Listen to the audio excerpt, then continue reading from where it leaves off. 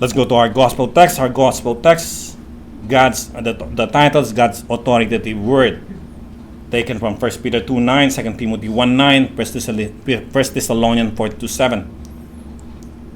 1 Peter 2:9 says, "But you are a chosen race, a royal priesthood, a holy nation, a people for God's own possession, so that you may proclaim the excellencies of Him who has called you out of darkness into His marvelous light."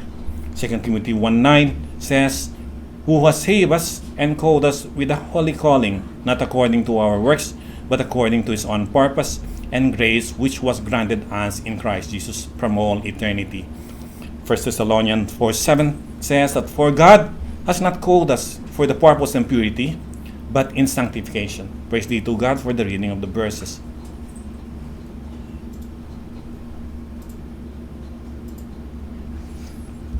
The title of our message for today that will be rendered by our Pastor Richard is "The Purpose of Our Calling, Set Apart for Him."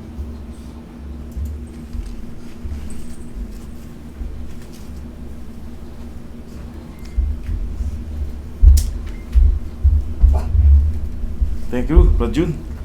Tayo po makakaupo na, mga kapatid. Praise God that nakabalik ako sa Saudi Arabia na safe and sound sa isang napakaigsing pagliban para po umattend ng isang importanteng okasyon na isa pong victory para sa Panginoon, na makapagtapos po ang aking anak ng pag-aaral niya. Kaya ako po sandaling umuwi ng Pilipinas upang umattend po ng kanyang graduation last week. At isa pong napakasayang ganun pala ang feeling, kapag mayroon kang achievement na nakapagtapos po ang iyong anak, lalong-lalo na po na hindi posible yung tinakbong karera ng aking anak at talagang madugo at alam ng mga kapatid dyan. So, nakapagtapos po ng pagdodoktor yung anak ko ng dentistry. Marami po sa atin ditong kapatid na dentista at alam po nila kung anong sinasabi ko, nakaka-relate po sila. Purihin po ang Panginoon, salamat sa traveling mercy na binigay sa akin sa panalangin ninyo sa araw. Brad, yung slide ko. Okay na, ready na. Talagang pastor natin, laging ready pagdating sa technicality. Ito pong series natin is napakahalaga, na ito po ay naging programa po ng Reformed Christian Alliance Ministries na tayo po ay sumailalim sa pag-aaral ng doktrina itong taon na to strengthen our faith, to strengthen our knowledge, and the purpose for us to grow better, or yung maging knowledgeable tayo about God. Kaya mapapansin nyo po yung mga topics na binibs po natin about covenant theology, the sovereignty of God, that we are in a new covenant of grace under our Lord Jesus Christ. So mapapansin nyo po yung pagkakatugma-tugma ng ating pinag-aaralan. It boils down to one thing: it is all for the glory of God and the sovereignty of God. Ang lahat ay nanggagaling lamang sa kapurihan ng Diyos. Lahat ng purpose, lahat ng nangyari sa mundong ito ay just for the glory of God. Even our salvation is for the glory of God. Everything that we do that makes God glorified. Kaya mamaya pag-aaralan po natin yung mga may particular tayong mga terminology na gagamitin dyan. So, nasa week 2 na po tayo ngayon. Last week, for sure, ay nabusog tayo na pag-aaral patungkol sa privilege of being chosen or being elect of God. Yan naman ay biblical. Hindi po tayo nag-aaral dito ng hindi po nanggagaling sa Biblia. Maliwanag naman po ang Ephesians 1:4 that we are chosen before the foundation of the world. At saka yung 1 Peter 2:9 na verse natin, na sabi is, "But you are a chosen race, a royal priesthood, you are a new Israel." The Church of Christ is the new generation Israel.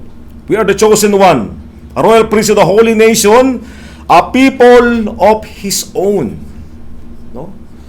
Kung pagtutugma-tugmain natin yan, if we are chosen before the foundation of the world, ibig sabihin, before the time began, nasa isipan na tayo ng Diyos. That's what we have been taught last week. Yan ang itinuro sa atin.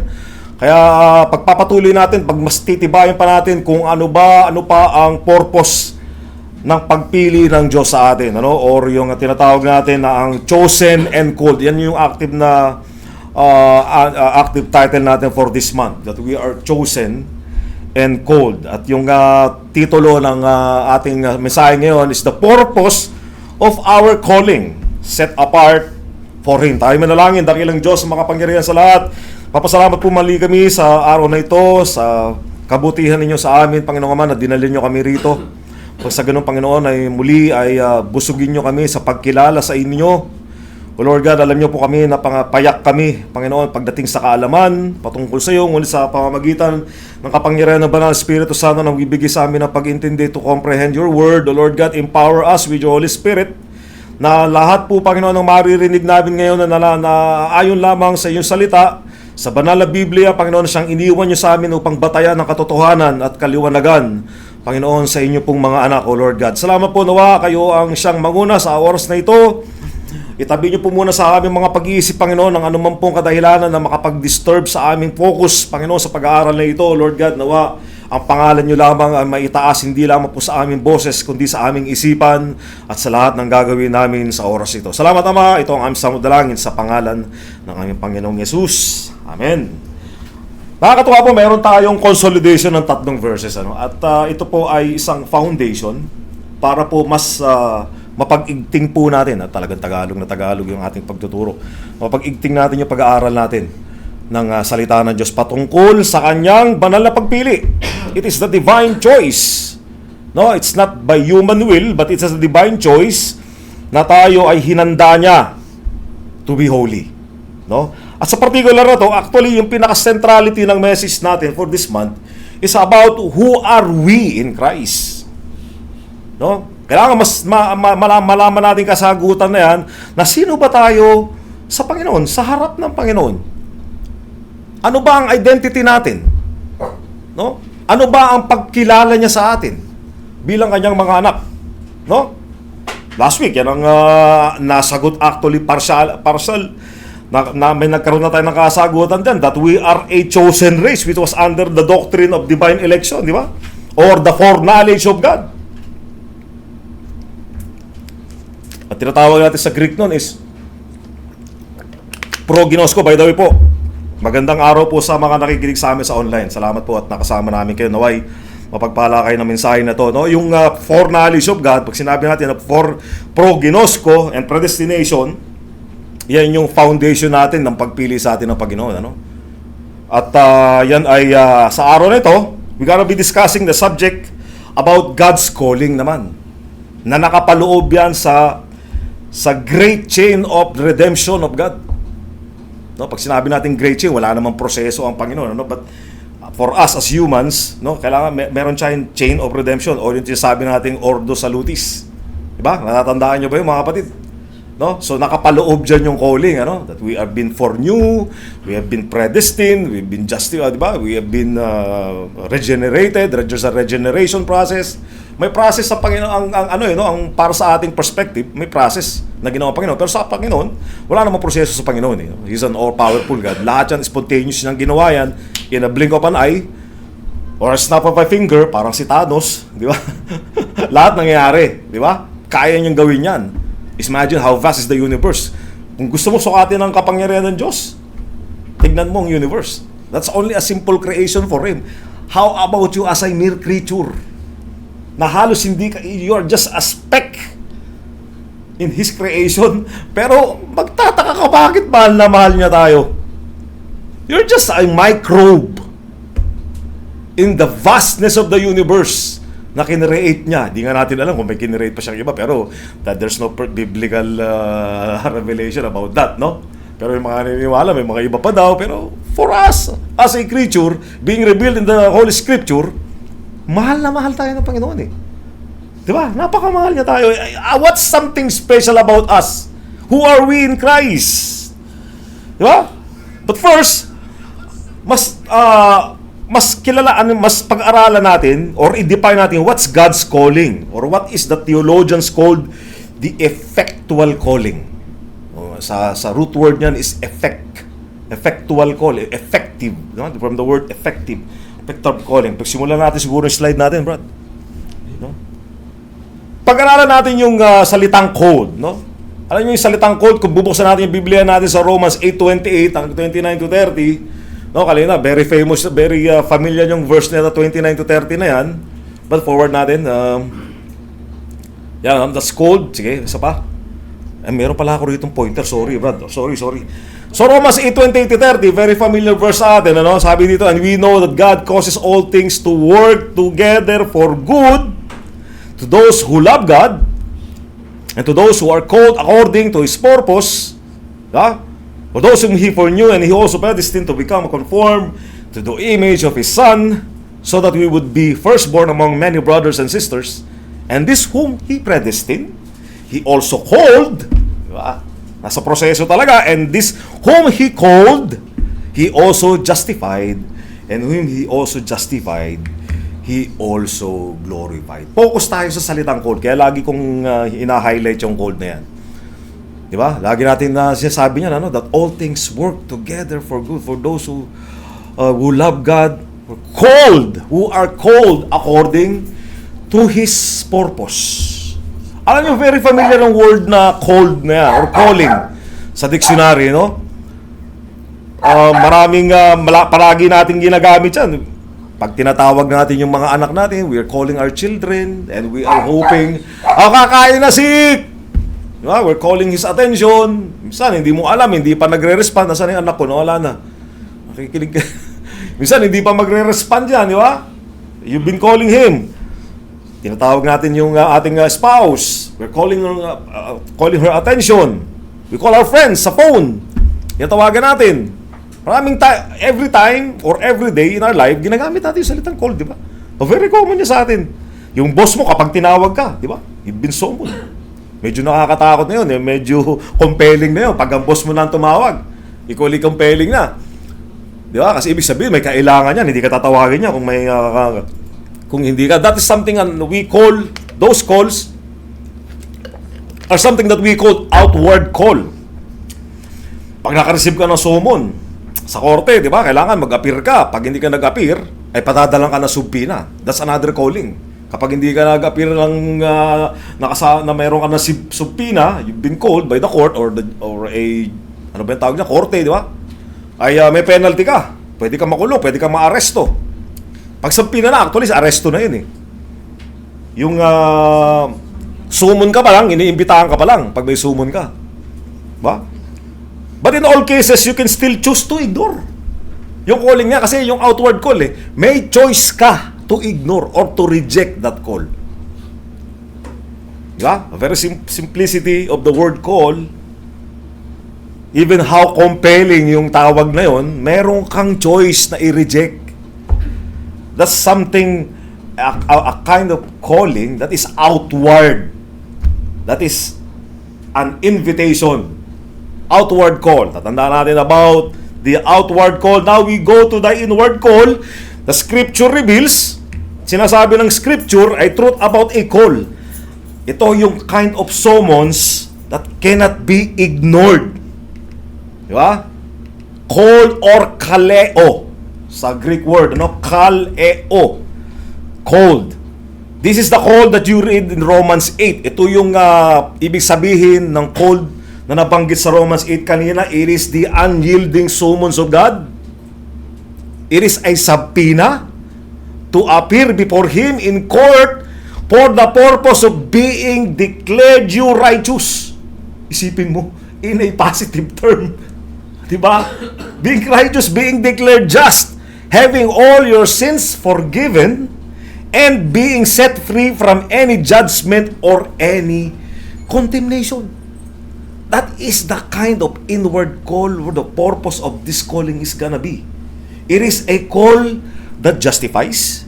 It is a call that comes according to the divine purpose.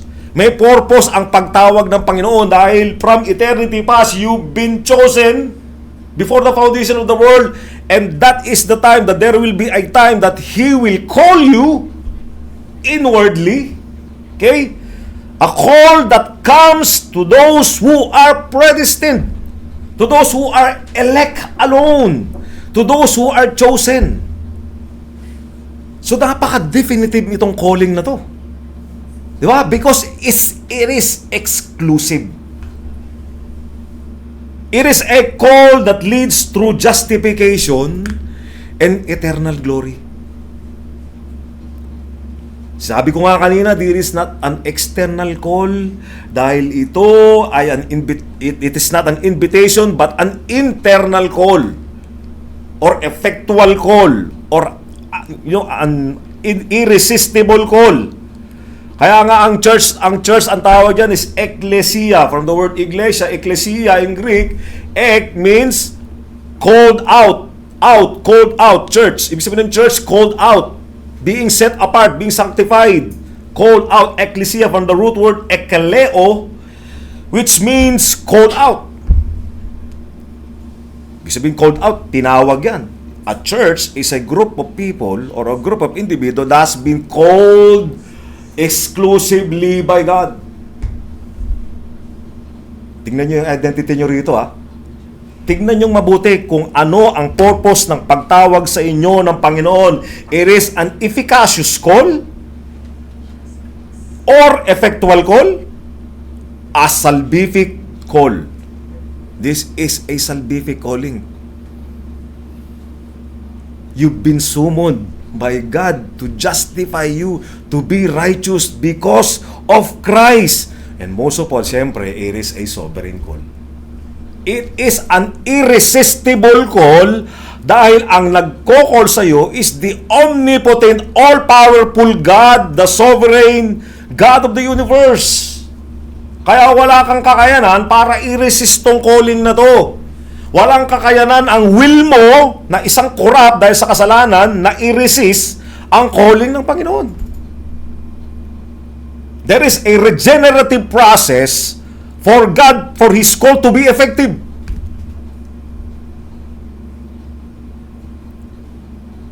Yan ang gawain ng calling na that is what we call the inward call of God. Alright? Siyempre, kaya kasi alam natin that God's effectual call, o itong sinatawag natin calling na to, or itong kaleo na ito, is rooted in His eternal decree of unconditional election. Di ba? Dahil irresistible grace to, irresistible call to eh. Di ba? So sa kanya, why? Bakit nag-unconditional election? Because eternity past, He elected you already. So meron ka bang gagawin para elect yung sarili mo? Do you have a part for you to be elected by God? No, wala ka namang ginawa eh. From eternity past, sabi ng Bible, you've been chosen before the foundation of the world. Tapos, and then there will come a time that He will be calling you. That the sovereign God of the universe creates and chosen certain people for Himself. Ephesians 1:4, di ba? Not only to redeem them, but to sanctify them, incorporate them. Yung incorporation na, baka next week, tatalakayin ni ating kapatid na Brad Jun niya, ginamit ko na yung salitang incorporate, into His covenant community. Kaya tayo nag-aaral na covenant theology para mas maintindihan nyo what is your identity in the new covenant. The church is the new covenant of God. Nag-establish siya ng bagong tipan sa kanyang church in these ages through our Lord Jesus Christ. And employ them in glorious purpose and to the praise of His glorious grace. And at a certain point in time, their life, God inwardly calls them for salvation. Tingnan mo, para a transcendent God, pero He's an immanent God, na through time, kumikilos siya sa oras, sa time frame ng tao, of His creation, para tawagin niya yung kanyang mga anak. So going further with the purpose of our calling, there is a creature distinction and a sovereign call. Okay? Meron tayong tinatawag na word na coram Deo sa Latin. Ang ibig sabihin niyan is before the face of God or in the presence of God. Naniniwala ba kayo niya that everything is under the presence of God? That we are all coram Deo. Sinabing coram Deo, that it signifies that every moment, lahat ng action natin, lahat ng iniisip natin, yung totality ng buhay natin, yung spirit of our life, is live consciously in the presence of the Holy, Sovereign, and Mighty, Loving God. He's an all-knowing God. He's an omnipotent God. He's a sovereign God of the universe. There is no division between secular and sacred sa ating buhay. All the spiritual is under His grace. Under His grace. Lahat alam niya. Lahat, kahit na secular na buhay mo na ginagawa mo, kahit yung spiritual na ginagawa mo, or yung sacred time mo sa buhay, pati prayer mo, pakikisalamuha mo sa mga unbeliever, is under His grace. Coram Deo. Effectual calling is not from man's upward search, but from God's downward decree. Okay? It's not, tandaan nyo to, that effectual calling, because this is coming from God, this calling is not from man's upward search. Dahil kung talagang mas lalaliman pa natin yan, there is a depravity in man na wala siyang upward search. Actually, when he was dead in trespasses and sin, at kung walang regenerative process of the Holy Spirit o redemption ng ating Panginoong Jesucristo, walang pagpapalit ng kanyang pagkatao, walang born again, walang upward search. Pero sa mga taong pinili ng Diyos, it is God's downward decree. It is a decretive will of God for you to be saved. That is the main purpose of God in this world, why He created us. Imagine yung salitang, He loved us before we loved Him. Di ba? Minahal niya na tayo before pa eh. Bago natin siya minahal eh. Nauna siyang nagmahal sa atin bago natin siya minahal. Sa age po ng obsessed with self-definition and personal purpose, dahil marami nag-akala na ang kanilang destiny is based on their actions and motives, so whatever the outcome of their future is based on their independent will of approval.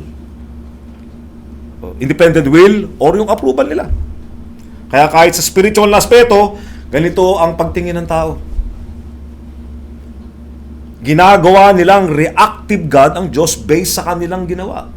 Sa kanilang desisyon, yung sovereign God of the universe ay magre-respond sa kanila, then God will not be sovereign anymore. If the action of the sovereign king of a sovereign God of the universe depends on the action of a human, of his mere creature, I don't think that is not the God of the Bible, my friend. You're just a mere creature, a finite creature na binigyan ng pribileyo ng Diyos at minahal niya nang hindi natin maintindihan kung bakit.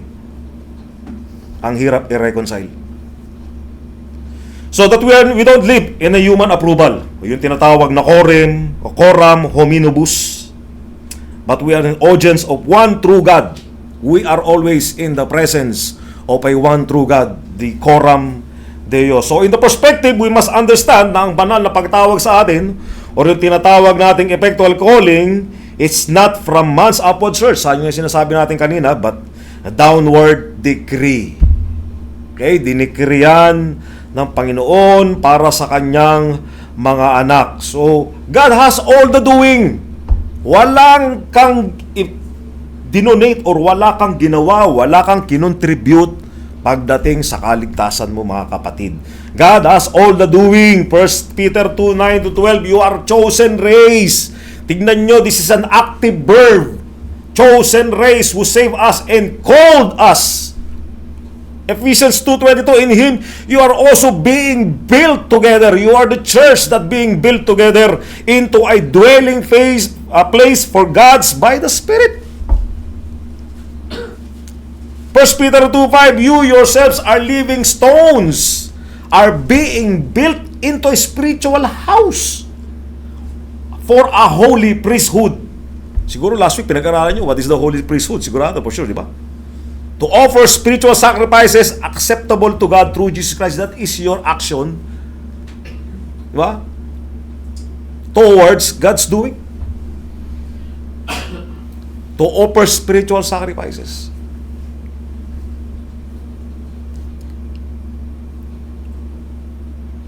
You are built together, royal priest, holy priesthood. So these are all the doings of God. Pangalawa, ano yung foundation ng calling na to? The foundation of our calling.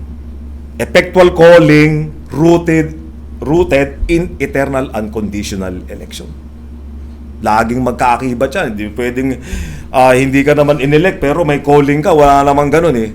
God has chosen certain people, kaya sinabi natin kanina, di ba? Before the time began, at nakaroot yung calling niya doon sa kanya mga pinili, siyempre. Kaya nga, you were chosen. Di ba? You are a chosen race who saved us and called us. Laging magkasama. Chosen race who saved us and called us. Kasi si Paul, pag nag-a-address sa niyang church, lagi niya siya, to the called saints of Corinthians, to the called ones of Ephesus, to the called ones of the Thessalonian churches, to the called saints of the Thessalonians. Lagi niyang ina-address yung church through the called ones. Tinawag, pinili, ekkaleo.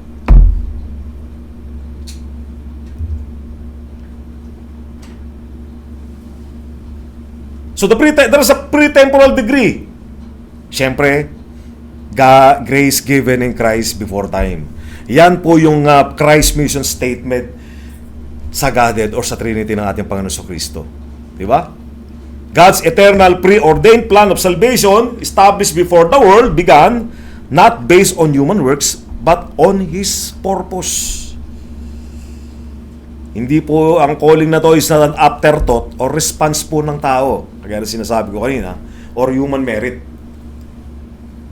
It flows from the covenant of redemption within the Godhead. It is the God, the Father who chose us, and the Holy Spirit who regenerates us, and our Lord Jesus who redeems us.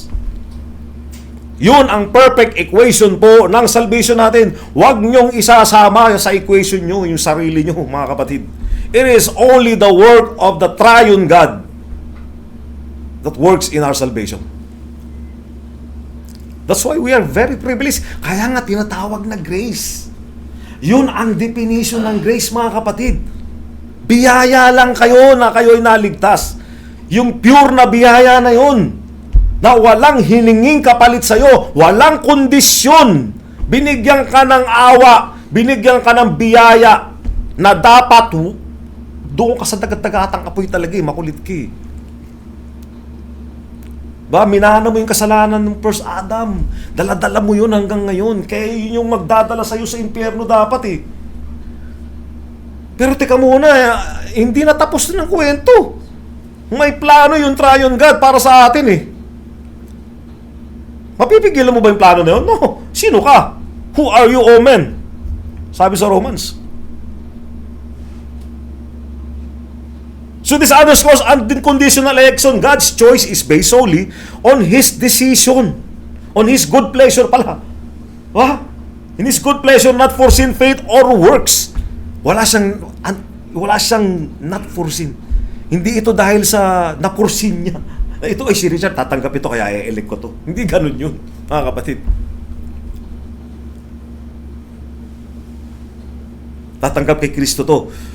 Kaya i-elect ko to. Hindi siya magdidesisyon ng eleksyon based doon sa foreseen action mo in the future.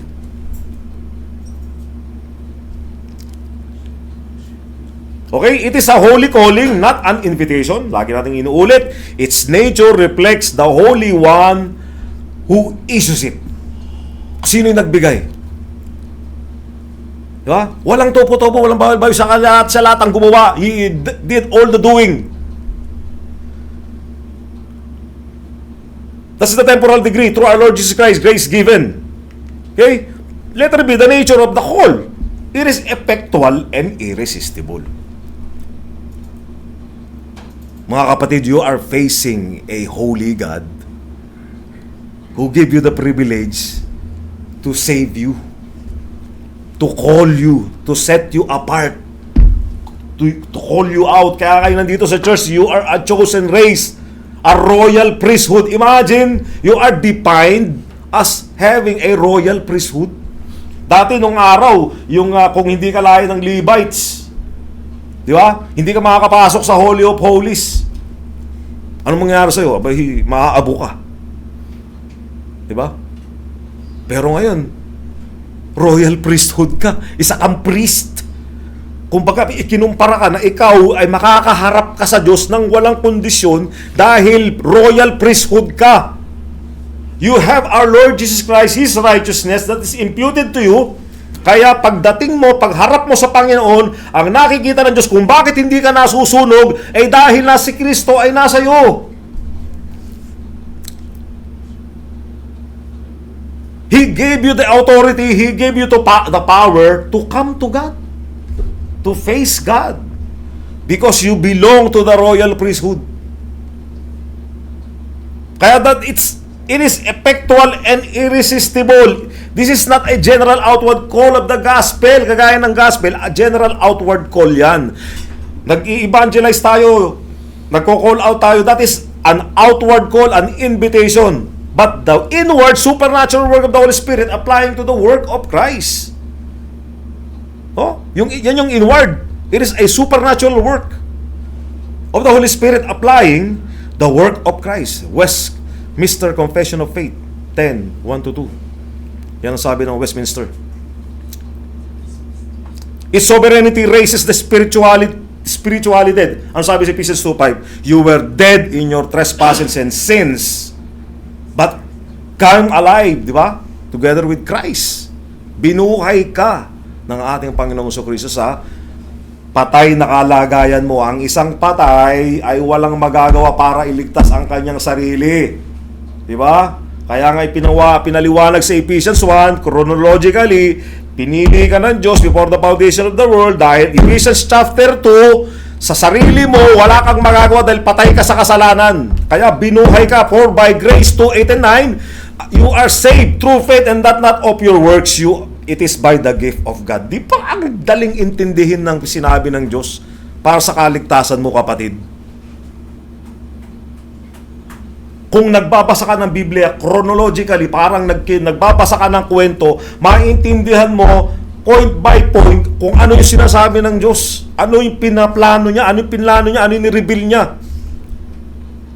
Lalong-lalo na patagdating sa soteriology or sa doktrina ng salvation mo, na pilit mong sinasabi na ikaw ang may gawa ng kaligtasan mo, mga kapatid. Wallahi, sabi sa Arabic, mabig ways. Diba?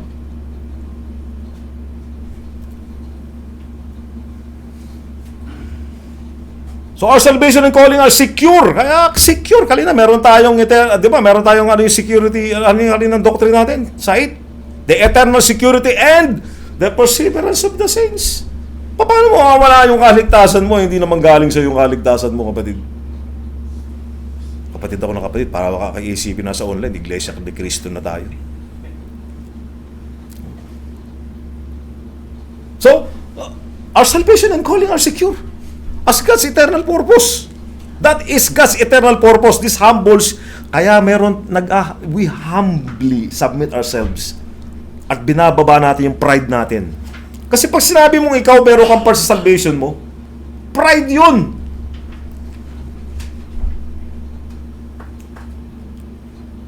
Ba? Kaya this humbles human pride and produces profound assurance and gratitude. Kaya tayo nagpapasalamat.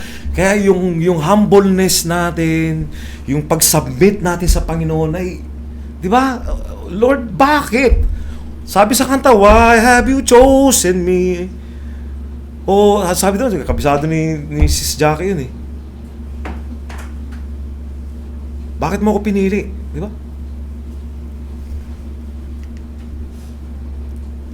Pangatlo, yung identity of our calling. Identity. Yung maganda, no? Identity of our calling. Or we are the covenant people of God, a holy priesthood. Kaya sinasabi natin kanina, no? Holy priesthood ka. Merong fourfold covenant description. Marirecall nyo to kasi nag-aaral tayo ng covenant theology. Kaya in-incorporate ko tong lesson na to sa ating calling, which is definitive naman, di ba? Okay, ang purpose niya, number 1, you are a chosen race. Malinaw naman yan. It emphasizes on God's electing love, forming a new humanity in Christ, the true Israel. Okay? It's Romans 9:6-8 and Galatians 6:16. Pakisulat nyo na lang yan para sa inyong pag-aaral. Pag-uwi nyo sa inyong mga bahay, masasaliksikin nyo pa. Sabi dito, you are also a royal priesthood. Yan yung identity ng calling nyo. This is the doctrine of the priesthood of all believers. It is covenantal context, in a covenantal context. We are all priests, not to approach God's individuality on our own terms, but through Christ, our high priest. John 17, di ba? Basahin niyo John 17.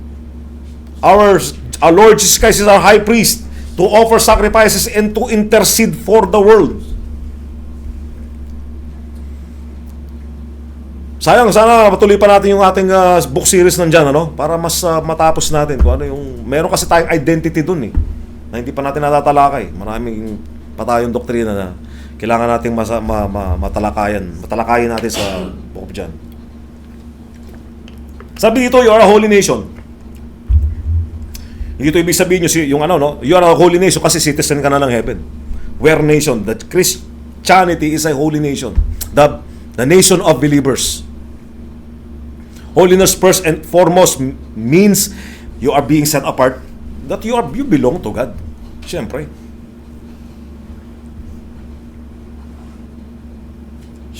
sinasanctify ka to be holy. Kaya nga, sabi, you've been called according to His purpose. Di ba? You have called out, sabi doon,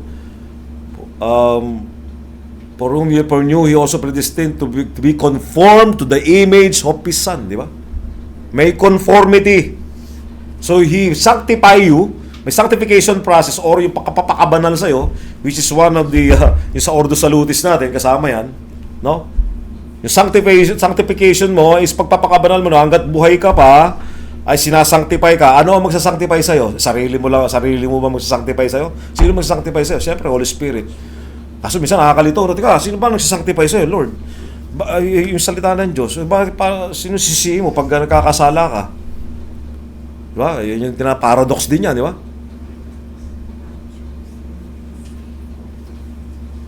But the Word of God is sanctifying you.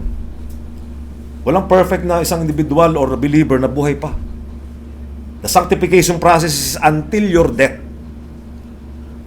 Okay? And then the next thing will be your glorification. Mas yung glorification. Pag ibig sabihin ng glorification, yan na yung awarding ceremony mo na yan. Right? You will be awarded of a glorified body. Diba? We are distinct. We are counter-cultural colony of heaven. Pag ano ibig sabihin ng counter-cultural. Sabi sa Romans 12:1 and 2, di ba? And do not be conformed to the image, to the pattern of this world, but be transformed by the renewing of your mind, that you might think what is that good and acceptable and perfect will of God. Counter-cultural colony of heaven tayo, mga kapatid. Hindi tayo kailangan sumabay sa pattern ng mundong ito. Or else, you will be under the power and authority of the prince of this world. Di ba? A people of His own possession. Pag-aari ka na Diyos. We are God's special treasure. Sabi sa Bible, sa King James, ang ginagamit dyan, peculiar people. Diba? We are peculiar people of God. So yung sabihan ka, you are a peculiar, special na special ka na, di ba? You are bizarre. Di ba? A peculiar people. Talagang may special something sa'yo na special eh. You've been chosen, you've been granted a royal priesthood, mga kapatid. Imagine, kung nagbabasa ka ng Biblia at isa sa puso mo, that because of Christ's doing, ay nagkaroon ka ng royal priesthood. Hindi ko na lang alam kung gaano pa katigas ang puso mo para palambutin niya ng lahat ng klase ng privilege na binigay sa iyo bilang isang Kristiyano.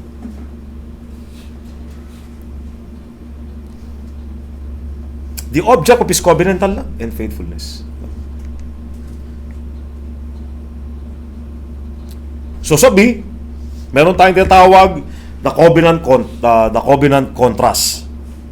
Ibig sabihin ng contrast, dati kasi, hate na hate tayo ng Diyos dahil sa ating kasalanan. No mercy to mercy received. Diba? I will have mercy to whom I will have mercy, and I will have compassion to whom I will have compassion. Anong kasalanan ng ba't hindi ako kinawaan? Sabi ng Diyos, I will have mercy for those who will have practice, or I will practice those mercy for whom I will have mercy, and I will have compassion to those who I will have compassion. Wala kang magagawa kung ayaw kang kaawaan ng Diyos. Because He's an elective God. Kaya mapalat ka mga kapatid, nakikinig ka ng salita ng Diyos dito, nandito ka, dinala ka ng Diyos dito. Bakit? You belong to the royal priesthood. Kala mo, inibitahan ka lang ng kapatid mo dahil wala kang ginagawa sa bahay, tutunga-tunga ka lang doon. Hindi mo alam, there is a purpose, there is a God's calling. Ito na pala yung effectual call mo, hindi mo alam, di ba? You never know. There's no accident in God.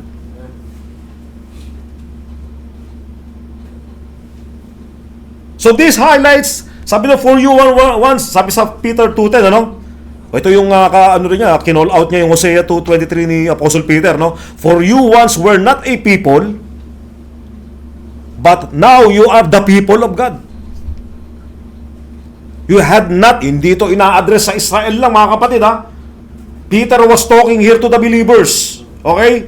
Yan ang context niya. You had not received mercy, but now you have received mercy.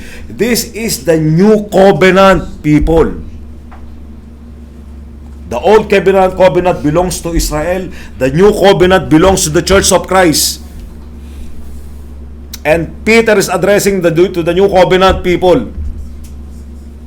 Kaya this highlights God's monergistic grace in transforming our identity. Kasi wala tayo before. We are not peoples of God. Our past identity, yung kay Adam ay isang makasalanan, ay isang failed covenant. The first covenant failed because of Adam. Di ba? It's a failure of the covenant. Kaya nga dumating si Kristo eh. Sa palagay nyo, hindi planado ng Diyos yan. Sabi sa 1 Peter din, di ba? Pre-planned lahat, pati yung crucifixion ni Christ is a pre-planned. Kaya nga nung si Christ, alam niya na eh, nung ipapako niya sa krus, dapat gagawin natin. It is the time. It is now the time. Sabi ni Christ. The hour has come. Yung papasok na siya doon sa Jerusalem, di ba? Kasi yun yung prophecy. Alam na alam ni Christ. Siyempre, He is God Himself. The hour has come. So, of course, napalitan ito ng new identity in Christ's victory, or in Christ, which is the last Adam. Na-fulfill niya yung covenant ng Old Testament. Pinulfill ni Christ yung covenant ng Old Testament. Kasi He is the new Adam. Sinless, blameless. At kasama tayo sa lahi na yon ng new Adam, which is the lahi, yung lahi ng ating Panginoong Kristo. The second Adam, the last Adam. Sana naintindihan nyo yung mga bagay na yan, na tinuturo sa atin ng Diyos. Napaka-importante bilang isang Kristiyano na namnamin natin yung plano ng Diyos na ito. Kaya sa ano yung purpose ng calling? No? It's proclaiming, and purpose ng calling natin is to proclaim the excellencies and living, yung respond natin, living in holiness. Kala nyo, wala na kayong gagawin, ha? Our respond sa calling na yan ng Diyos is for us to live in holiness. Kaya yung doxological purpose natin is to proclaim the excellencies of Him. Diba?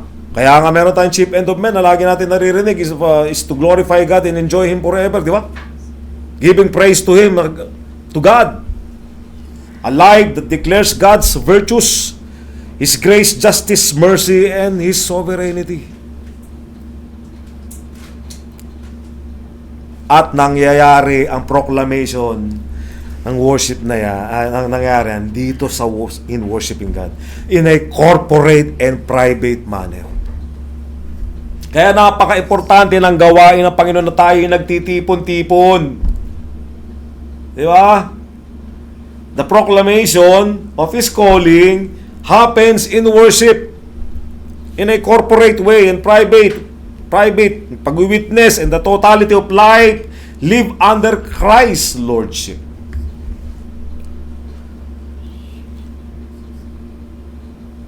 That is the purpose kung bakit tayo tinawag. May respond tayo. Okay? There is a sanctifying purpose. Ang Panginoon, after the call, di ba? Called to holiness. Called to holiness. 1 Thessalonians chapter 4, verse 7. Ano sabi? Balikan na lang natin, hindi na ako slide back. 1 Thessalonians chapter 4, verse 7. Baka naman nilagay ko dito yun. So yung Bible nyo, 1 Thessalonians chapter 4, verse 7. Hindi ko rin nilagay. 1 Thessalonians chapter 4, verse 7. Sabi dito, for God hath not called us unto uncleanliness, but unto holiness. Di ba? Called to holiness. Not called us to uncleanliness, but called to holiness. Tinawag tayo to be sanctified. At kita nyo yung plano ng Diyos, di ba? Alam mo, tinawag ka lang para pinili, para maligtas ka. Tinawag ka niya rin para isanctify ka niya. O pagpapakabanal. Ginagawa ka niyang banal. Yung definitive holiness, o yung position natin, leads to progressive holiness. Yung positional righteousness natin is that Christ is within us. Meron na tayong positional, tinatawag na positional righteousness sa harap ng Diyos. That positional righteousness is leading us to progressive holiness. Yung practice natin. Or yung fruit ng Holy Spirit sa Galatians 2:20. Di ba? Ay magmamanifest at magmamanifest sa isang true believer. We are called to be what we are already are in Christ. Yung holiness na yan is not optional, mga kapatid. Lalabas at lalabas yan sa isang tunay na mananampalataya. Hindi yan suggestion. It is a command.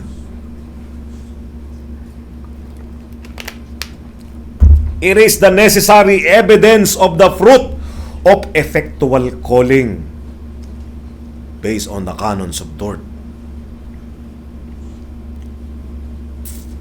Lalabas at lalabas yan ng natural. Hindi yan tinasahag sa inyo, hindi yan optional, hindi yan suggestion ang salita ng Diyos, but it is always a command. It is God's work within us. Di ba? Sabi sa Philippians 2:20, sabi doon, work out your own salvation with trembling. For, ang sabi sa sunod, huwag tayo magsisettle lang doon. Ang susunod doon? Tignan niyo yung Bible nyo. Ephesians 2:10 at 2:11 yata yan. For we are God's workmanship, di ba? For it is God's work within us. Hindi tayo ang nag-work out sa ating salvation. But sa sarili natin, wala tayong magagawa to work out our own salvation because God is the one who work within us. Diba? Yung iba sabi na, let's work out in your own salvation. Yan, gumana na naman yung kanilang pagkaano no? Hindi, kailangan ko alagaan tong salvation ko. Hindi nila binasa yung sumunod na verse. For it is God, di ba? Diyos pa rin ang gumagawa. At magsasanctify sa'yo para mapangalagaan, dahil pinapangalagaan niya yung salvation mo, hindi ka ang nag-aalaga ng salvation mo, mga kapatid. Huwag tayong pag tayo nagbabasa ng Biblia para tayong nag-cherry picking, no? Parang yung isang verse lang na yan, okay na, ito na yung doktrina ko. No! Ito, buong Bible ang basahin natin. Huwag tayo mag-cherry picking. Okay? Hindi yung nilalagay mo lang yung John 3:16 sa bulsa mo, tapos lalabas ka na, yun na yung daladala mong doktrina. Magbasa tayo, huwag tayong tamad na Kristiyano. You are sanctified by God. Lahat ng salita niya, ibinibigay niya sa iyo yan. Dapat pag-aralan natin, mga kapatid, our life through the lens of the law of God as a guide for gratitude. Where is the Spirit convicting you of worldliness? Holiness is our grateful response to His grace. Our holiness is our grateful response to His grace. That is the sanctifying purpose. We are called for holiness, di ba? Okay, sa ating conclusion. Okay? Ano yung purpose of calling natin? Or set apart from Him, which is our title. The purpose of our calling. Set apart for Him. Set apart for Him is that the triune God, sasummarize lang natin kung ano yung pinag-aralan natin, from eternity, elected, chosen, a people for Himself. In time, He effectually calls. In time. Okay? Sa 2 Timothy chapter 1 verse 9, then by His word and Spirit justifies them. Siyempre, may justification dyan dahil mayroong ginawa si Kristo for us to be justified, di ba? May double imputation. That is the justification by His grace. Namatay siya to justify us, to redeem us. Kaya yung justice, ibinigay sa atin ng Diyos through the work of Christ. That's Romans chapter 5 verse 1. And begins the work of sanctification. Process, di ba? After ng justification, lahat ginawa kanya ng matuwid, binaba ng hatol mo, sinless ka na. Then may sanctification ba? Yung positional righteousness mo, may progressive sanctification. That is the 1 Thessalonians 5:23. He incorporates you to the church. Kasi ito yung proseso niya, paano kayo sanctify. Pag wala ka sa church, sarili mo lang, paano kang i-sanctify? Dito mo naririnig yung salita ng Diyos. Ito yung corporate worship. Di ba? Hebrews 10:24-25. Dahil ito yung covenant community niya. He incorporates them into His covenant community. The church. So ano yung purpose of our calling? Siyempre, our purpose, ito yung action natin, ito yung ating pagbalik ng kalooban ng Diyos, ay pagbalik ng Kanyang lahat ng ginawa niya. May gagawin tayo, hindi niya tayo ginawang robot, meron tayong responsibilidad sa pamamagitan ng salita niya, may guidance tayo. Our purpose to live a life set apart for God. That is our holy living that reflects His grace, not our goodness. It is an invitation to participate in God's eternal purpose by being conformed to the image of our Lord Jesus Christ, all to the glory of God. To live a life of gratitude. Yung good works natin. Lahat ng fruit of the Holy Spirit. Lahat ng talent na binigay sa atin ng Panginoon. May kanya-kanya. We are a body of Christ according to Ephesians. Lahat may function yan. Lahat may gagampanan yan. Walang exempted. Walang Kristiyanong walang parte sa church. Walang Kristiyanong walang gift. Walang Kristiyanong walang gagawin sa church para for all for the glory of God. Lahat may kanya-kanyang tungkulin. We are a universal church. Kahit wala ka na sa JCF, may parte ka sa universal church. Lahat ng ginagawa mo is a part of the universal church. Nasa ang parte ka naman ng mundo.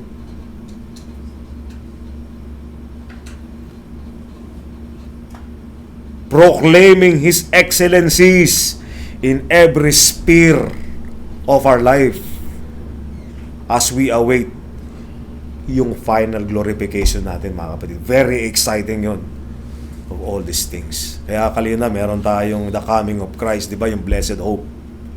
Sabi pa ni Brad Jung kanina, are you hoping? Dito rin ba yung hope natin? Of course! Di ba? Sa Jude, di ba? Sa book of Jude, sasabihin niya that this is our blessed hope. The coming of our Lord Jesus Christ is the most exciting part na talaga pinakahihintay-hintay natin. Dahil dala-dala niya yung pangako eh. Napakaiksi lang ng buhay, mga kapatid. Time flies so fast. At kung hindi mo nakikilala ang Panginoon sa lifetime mo, grabe ang regret, mga kapatid. Kapag nasa impyerno ka na, saka mo marirealize bakit ganito ang nangyari sa akin? Wala akong kung kaalam-alam. Ang alam mo lang, ang nagdala sa'yo sa impyerno, ay dahil makasalanan ka. At dahil sa kasalanan na yun, nawalan ka ng opportunity na kilalanin ang tunay na Diyos na bilang Diyos at sariling tagapagligtas mo. Dahil sa kamatayan mo sa Espiritu.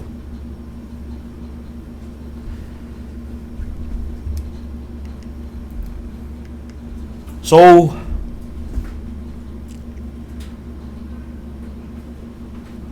para sa atin, finality, okay? We have to worship with awe and reverence. Engage deeply in the life of covenantal community. Engage deeply in the church. Seryosohin po natin. Hindi po ito social event tong church, mga kapatid. Kung saan ay meron kang kakainin na masarap na pagkain kaya ka umaatin dito. Or makikipagchismisan ka. Or naboboard ka lang sa bahay. Dito mas may buhay ang buhay. Hindi po ganun ang church, no? We have to engage in... Ba't alam mo ano ang function ng church para sa'yo? Bakit ka, ano ang parte mo? Sabi, you have been set, called out. Ecclesia, called out ka. You are a special child of God na tinitipon-tipon niya. Kaya tayo magkakapatid. Tawagin. Kaya we have to engage deeply. For eternity tayo magkakasama, mga kapatid. Yung mga kamag-anak nyo na didn't accept Christ as their Lord and Savior, makakalimutan yan. Kaya sinasabi sa inyo, yung greatest mission nyo and greatest battle nyo in life is to proclaim the gospel to your loved ones. Kung gusto nyo talaga silang makasama sa habang buhay. Pursue holiness in every arena. We have to. Sa trabaho mo, di ba? Sa bahay mo, sa pamilya mo. Di ba? As an act of grateful obedience to God. Yung response natin sa gratefulness ng ating Panginoon. Proclaim His excellencies. Share the gospel. Huwag kang tatamad-tamad, huwag kang tutulog-tulog sa pansitan. As much as possible, kung meron kang chance, mag-share ka ng gospel. Share the gospel of truth. Share the Great Commission. Diba? We are commanded. Hindi yan choice. We are commanded to proclaim His excellencies, knowing that your calling and confidence rest on the rock of God. We are the chief. He is the chief cornerstone. Alright, so that's our word of God for today. Nawa ay lahat ay napagpala. Tayo po manalangin, dakilang Diyos sa makapangyarihan sa lahat.